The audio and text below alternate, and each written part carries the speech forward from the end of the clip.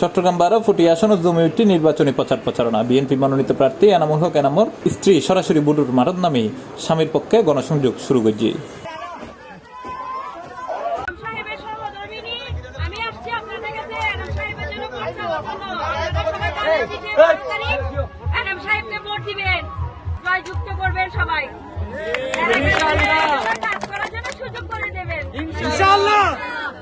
শনিবার জিরি ইউনিয়নের মালিয়ারা 9 নম্বর ওয়ার্ড সহ বিভিন্ন গ্রামত তিনি স্বামী এনামুল হক এনামুর পক্ষে দানশীষ প্রতীক ভোট প্রার্থনা করে। এই সময় নারী ভোটারদের মধ্যে তারিখের বেশ আগ্রহ ও উৎসাহ লক্ষ্য করা গিয়ে।